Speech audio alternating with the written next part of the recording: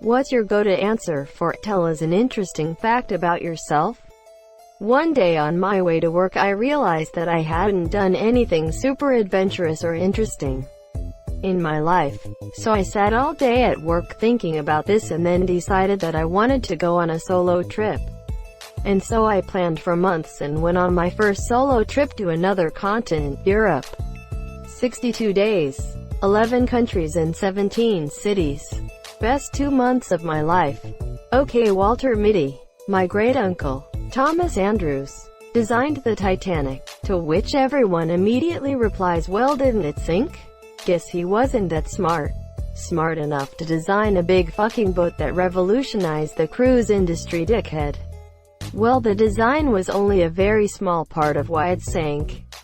He wasn't the one used substandard rivets or sailed it into a giant ice cube. I got bitten by a baby kangaroo while a giant 100-plus-year-old tortoise watched. Edit. For the people asking if this took place in Australia, it gets weirder. It actually happened in a crappy mobile petting zoo that sprung up one weekend in a parking lot of a Sears in Los Angeles, CA. I was named Time Magazine's Person of the Year in 2006. I once got a splinter from a loaf of bread. How in God's name does that even happen? Plus 1 loaf of piercing. I can hear my own eyeballs move and have never watched Star Wars. These things are unrelated. Wish I could hear my eyeballs move, but I keep watching fucking Star Wars. Double down on the mysteriousness and say, I'm not allowed to tell you. Depends on who's asking. But if I want to shock someone or write an essay about myself. I grew up in a cult. I have a massive scar on my foot from when I was little from a birthmark that changed size and color so frequently the doctors made an emergency decision to get rid of it before it turned cancerous. I did the voice of the Honey Monster in the Honey Monster Puffs cereal commercials in the 90s. Most people remember the fucker but not his voice, me included. So when I'm usually asked to do the line, I just give it my best Tom Waits impersonation. I have central heterochromia. Instead of having one eye a different color like normal heterochromia, I have different colors in the same iris.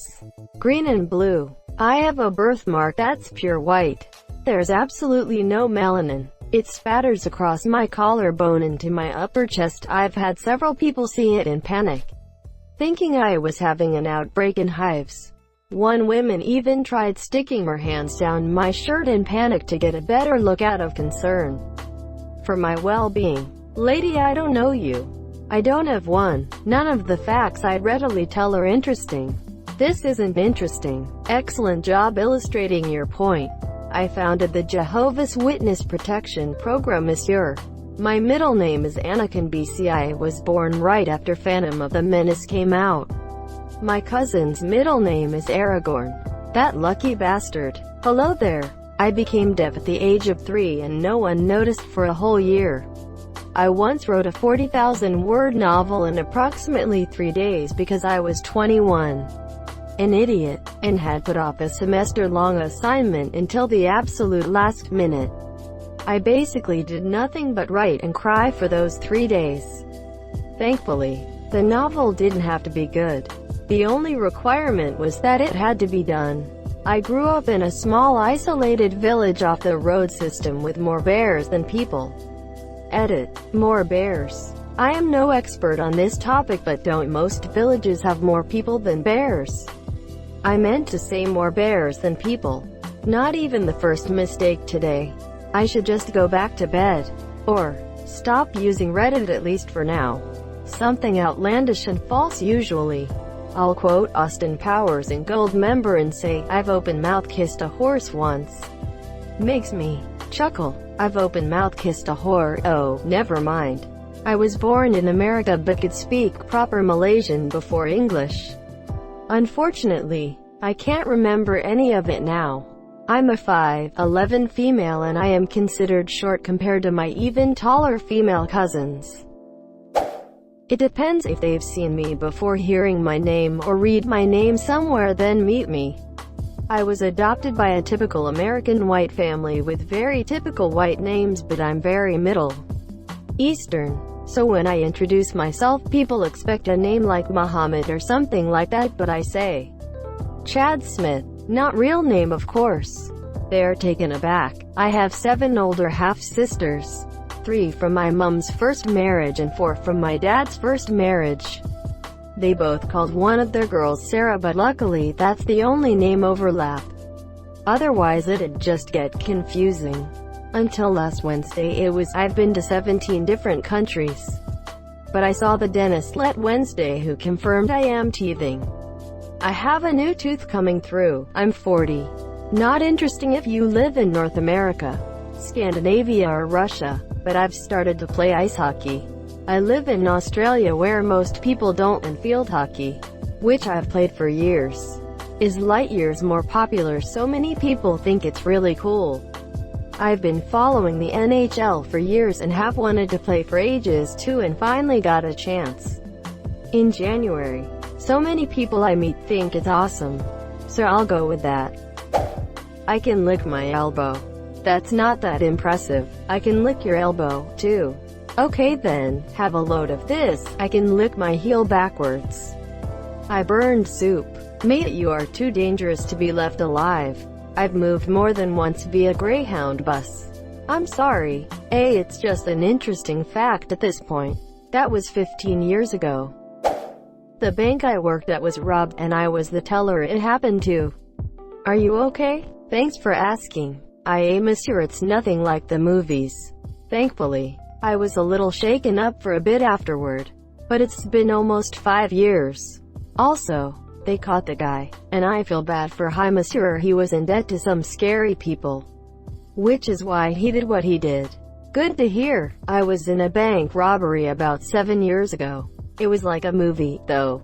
I'm a fraternal triplet. Same. I almost met Mick Jagger once.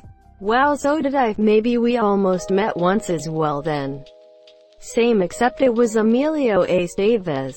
I was all like, Emilio.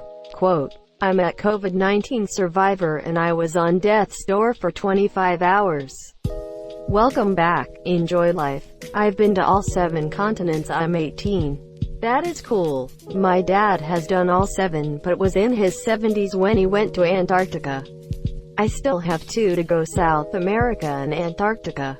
Have you been to New Zealand? It's the Pluto of continents. So some people argue that there are 8. I flew Eastern Airlines with a bag of weed in my panties.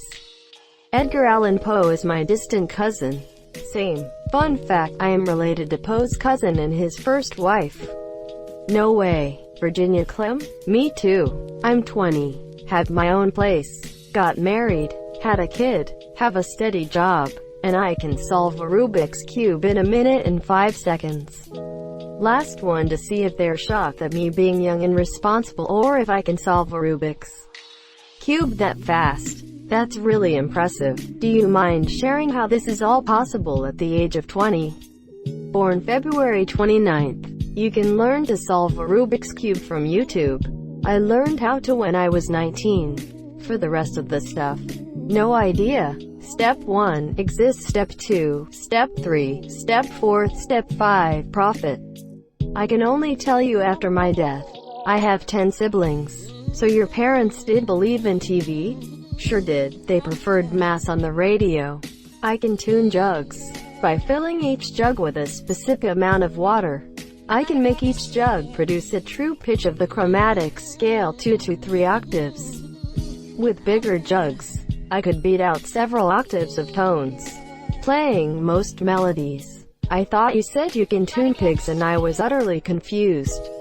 I am in line to the British throne. How far back in line? To infinity and beyond.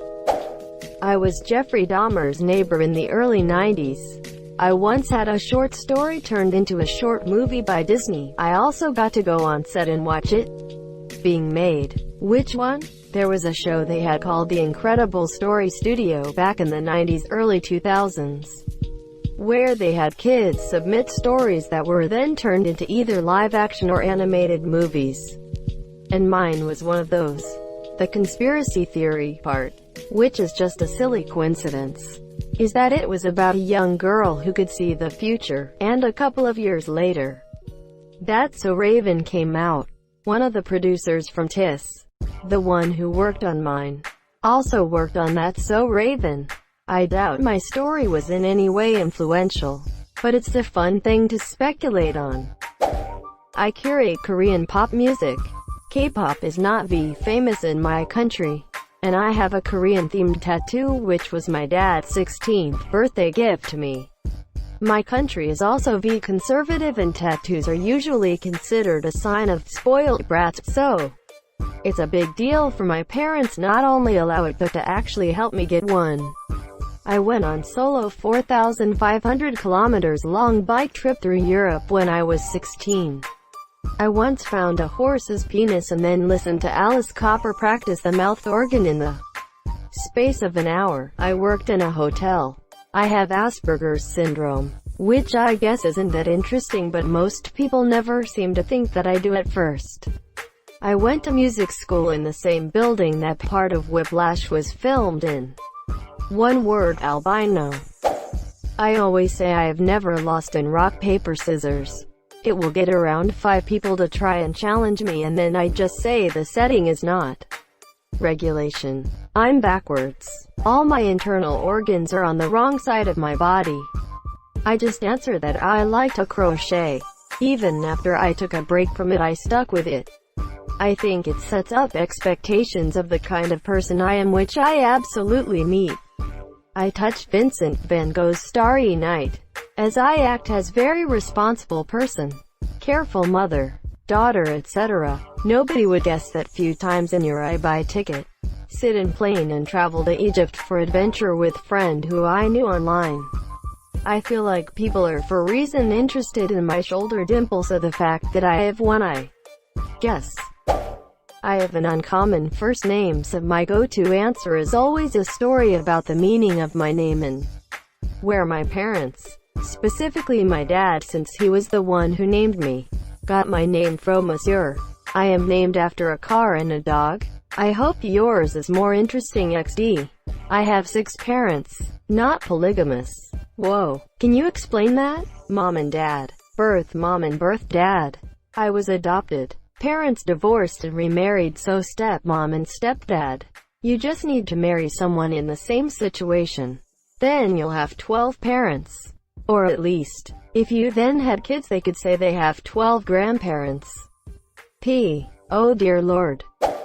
I got bit by a monkey in the Bolivian jungle, and the vet sewed me up with thread you would use on pumas. Like kitchen twine. Ouch. I know Morse code. It's just about completely useless, but I'm pretty fast with it now and it feels like a game. I typed this comment on the Gboard Morse keyboard. I am a hacker. Do you go by 4chan? Teach me, master. I have a pretty good selective memory, e.g. when I'm at work. I know what I do, but can't remember what I do at home. When I'm in my free time, I have no idea what I do at work. I can't remember the names of characters I met in games, but remember everything plus things that happened with them as soon as I see their faces.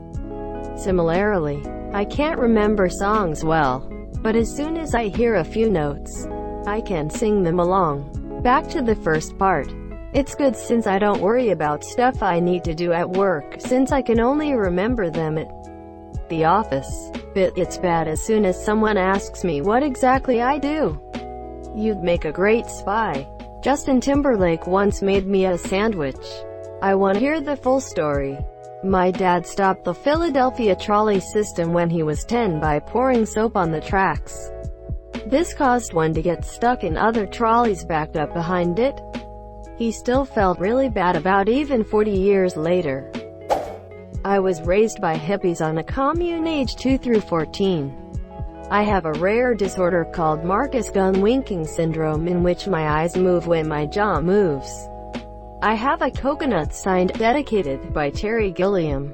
Willie Nelson once gave me $20 cause he thought I needed a sandwich. I survived a skydiving accident. I've broken 11 bones. Spent more than 13 hours in surgery. been knocked unconscious twice, and have received CPR successfully. And yet I'm still determined to finish season 2 of the Great British Baking Show. What can I say? Mary Berry. Thank you so much for watching and have a good day.